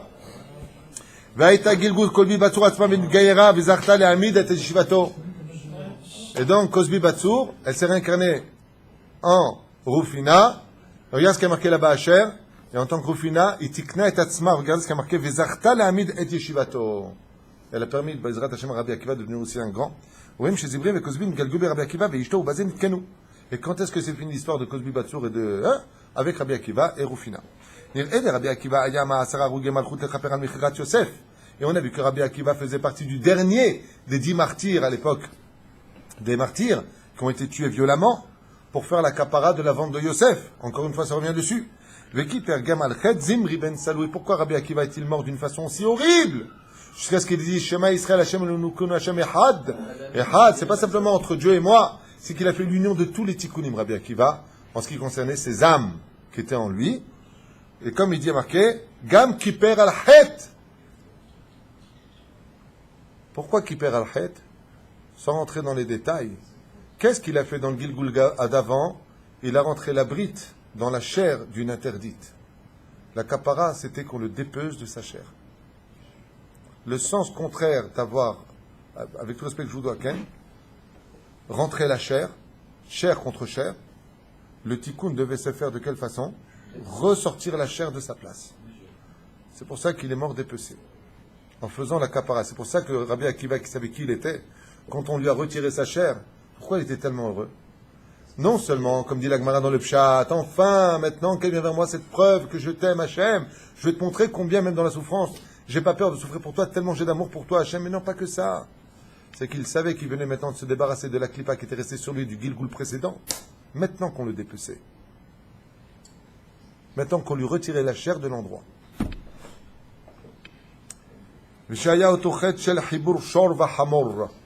De l'expression justement du chibour, oh là là, là je sais pas quoi faire. Le chibour, c'est l'union entre le chamor et le shor. Quel rapport? Si vous saviez quel rapport. Shor, c'est Yosef. Chamor, c'est Yosef. Shor, c'est Yehuda. Maintenant, dans la Kabbale, Shor, dans la Torah aussi, c'est aussi Esav. Et Chamor, c'est Ishmaël. Alors tout ça, c'est relié à la fin des temps.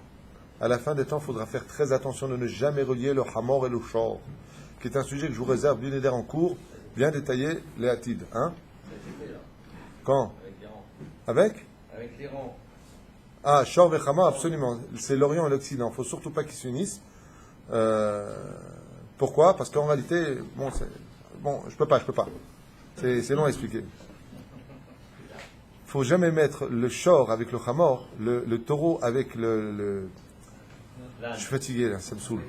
Arrête de parler là, tu me saoules. Non, mais déjà que attendez, moi je passe d'un endroit à l'autre dans ma tête, et vous me posez des questions à droite à gauche et vous me dites n'importe quoi en plus. Le taureau avec l'âne. Qu'est-ce que nous dit la Torah? Ne les met pas à travailler ensemble. Pourquoi? Au niveau du pshat, parce qu'il y en a qui est ruminant, l'autre qui n'est pas. Le taureau il porte plainte, moi je suis plus fort, c'est moi qui fais tout. L'autre il est plus faible. Mais les os du Hamor sont plus forts que les os du Shor. Il y a beaucoup de raisons au niveau du pshat. En réalité, c'est pas ça. C'est que l'union du shor et du chamor, du taureau et de l'âne, c'est un kilaïm qui est strictement interdit. Parce qu'il représente la force de l'union de Midat Hadin. C'est pour cela que dans Masechet Makot, quand un homme était puni de malkout, on le frappait avec une baguette. Et cette baguette était composée de 2 éléments, qui sont la queue du chamor et le nerf du shor. Pour vous dire que quand les deux s'unissent, c'est Midat Hadin. Si Chaz Shalom, l'Occident s'unit à l'Orient, c'est Midat Hadin qui vient frapper Israël. Mais nous, on s'en fiche. Pourquoi ? Parce que maintenant, depuis le don de la Torah, nous avons un bouclier pour nous protéger des coups des nations du monde. C'est que si les nations du monde veulent nous frapper, s'ils s'unissent l'Occident, l'Ishmaël avec Esav, leur force devient réellement dangereuse pour nous. Mais nous, on a un bouclier. C'est l'étude de la Torah. Et contrairement à beaucoup de bilboulim sur... Et attention, quand je dis bilboulim, je suis d'accord avec ce que je vais dire. Je ne suis pas contre. C'est vrai qu'il faut être une nation en Israël. C'est vrai qu'il faut être un peuple pour notre Créateur sur la terre d'Israël. C'est vrai qu'il faut construire notre pays. C'est vrai qu'il faut construire notre culture. C'est vrai que tout ce que vous voulez. Mais tout ça n'est vrai et n'a de valeur que si on continue à étudier notre Torah et respecter les mitzvot en Eretz Israël. Sans ça, il n'y a rien qui marche. D'avoir un stylo en or, c'est parfait, mais s'il n'écrit pas, il ne sert à rien. Ça aide, d'avoir un beau pays comme le nôtre, d'avoir une belle nation comme la nôtre, notre belle yeshiva, notre belle armée, tout ce que vous voulez, c'est super. Mais s'il n'y a pas l'encre pour la faire fonctionner, ça ne marche pas. C'est pour cela que Baruch Hashem, grâce à la Torah, nous avons un bouclier qui nous protège. Baruch Hashem. וכיפר גם על חטא שכם וחמור בגלגול הראשון. ושהייתה אותו חטא של חיבור שור וחמור, car ça a été la faute originelle entre le shor et le chamor. ובאמת, על פי גם רבי עקיבא מצאנו שהיה מבחינת חמור, comme on sait pour Rabbi Akiva, qui lui se reliait toujours au chamor, qui disait, comme dit le Hari Akadosh Mova Be'ilkut Torah, dans le livre de Ilkut, dans le Likouté Torah, pardon, du Hari Akadosh, Parashat Vayikra à la page Kuf Yud Dalet, il y a marqué là-bas, Ban Shmat Issachar Be Rabbi Akiva. Vous vous rappelez ce qu'on a dit tout à l'heure, Léa. Elle a provoqué Yaakov pour qu'elle vienne vers lui. Elle est tombée enceinte de cette union. Et qui elle a eu ? Issachar, qui est le salaire de la chutzpah positive de Léa. Quand Rabbi Akiva est né et qu'il a fait Teshuvah, il espérait une chose, Rabbi Akiva, avoir l'aide de celui qui vient du monde duquel il est venu, de la chutzpah, mais de la sitra d'Igdusha. Et qui vient de la chutzpah, de la sitra d'Igdusha ? Qui vient de... Tout à l'heure, tu as dit le mot. Chutzpah. De l'action effrontée. Hein ? Effronterie. De l'effronterie. Merci bien. De Léa, qui a donné un résultat positif, donc il y a une effronterie qui est belle et acceptée par Dieu. C'est Issachar. Et maintenant, regardez, je finirai avec ça pour vous libérer ce soir, même s'il faut vraiment continuer, parce qu'on est vraiment à même pas à 20% de l'étude. Ban Ishmat Issachar Rabbi Akiva. Comment est-ce que Rabbi Akiva il a réussi à faire Teshuvah ? Parce que pendant la nuit, quand il a fait Teshuvah, est descendue l'âme d'Issachar dans l'âme de Rabbi Akiva, pour que maintenant la chutzpah de Rabbi Akiva devienne une chutzpah positive. Hein ? La reine Amar Rabbi Akiva. Et en même temps, vous allez comprendre maintenant au niveau du sod. Au niveau du pshat, qu'est-ce qu'il disait Rabbi Akiva ? Miten li talmid chacham venashcheu kachamor. Qui me donnera un sage de la Torah pour qu'il se fasse mordre par la morsure d'un âne ? Au niveau du pshat, ça veut dire quoi ? Il détestait les religieux au début, avant d'avoir fait teshuvah. Il leur souhaitait de se faire mordre par la morsure d'un âne, parce que l'âne, il brise les os, il n'y a pas de réparation. Mais il ne te disait pas du tout, au fond de son âme, Rabbi Akiva suppliait le ciel. Et qu'est-ce qu'il disait ? Revenons maintenant dans l'explication des mots. Mitenli talmid chacham. Hachem. Mi, c'est Akadosh Baruch Hu 50. Mi, c'est même Yud al pi Kabbalah. Même, c'est 40. Yud, c'est 10. Ensemble, c'est 50. Qui viendra du monde de la Bina, du summum de la Torah, qui vient de la Bina. Mi iten. Qui viendra d'en haut me sauver moi pour m'aider à faire Teshuvah dans les cieux ? Qui l'appelle Rabbi Akiva au niveau de son âme ? Issachar. Et d'où est-ce qu'on sait que c'est Issachar ? Et qu'est-ce qu'il y a rapport avec le Chamor et Issachar ? Là, tu me fous les boules. Parce que Léa, elle a. Non, même, ne commence même pas ce que tu es en train de dire. Là, vous me foutez les boules. Franchement, j'en ai marre. Arrête. Quel rapport entre le Hamor et Issachar? Rabotai, nous. Issachar, Hamor, Garem. Vous savez pas? Hein? Apporte-moi Bereshit. Jérémie, apporte-moi le livre de Bereshit. Quelle est la bénédiction que va prendre Issachar par Yaakov Avinu?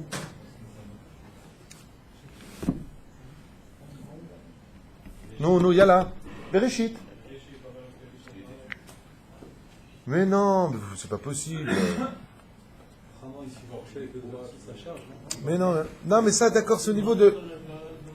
Juste un livre de Bereshit, j'ai demandé, hein, pas d'apporter le Zohar Elion qu'on n'a pas encore reçu. Dans les brachot,